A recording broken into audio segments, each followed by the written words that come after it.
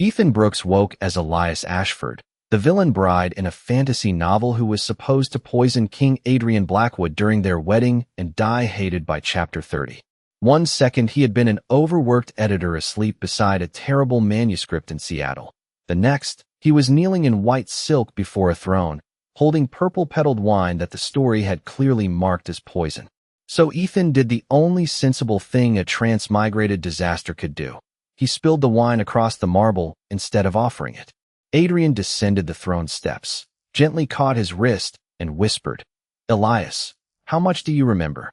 From that moment, Ethan tried to survive by becoming useless to the plot.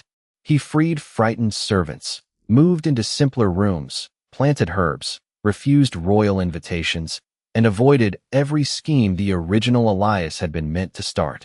But Adrian kept appearing, at breakfast, in the garden, in locked portrait rooms filled with paintings of Elias across impossible lifetimes, and even one portrait of Ethan asleep at his kitchen table in Seattle. Then the winter reception came, and when Ethan pulled Adrian away from a spell that should have missed him but did not, Adrian held him in front of the court and begged, "Stay with me. Please. Not again." The truth arrived with Duke Julian and Priestess Claire. The story was correcting itself, and Ethan had to become the villain or disappear so the kingdom's magic could remain stable. Ethan tried to leave at dawn, believing his presence was destroying Adrian, but Adrian stopped him and finally confessed the impossible. This was their 8th life. In every timeline, Claire had shaped the story so Elias would be blamed, hated, and killed, using his death to seal the crown's power to her order. Adrian had once sent Ethan's soul to Seattle to save him, but Claire dragged him back too soon.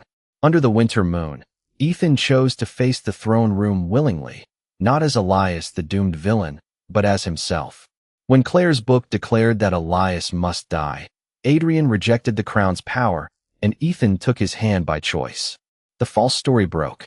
Consent, not sacrifice, was the true source of magic, and when Adrian later offered him a crown, Ethan chose a simpler title, husband.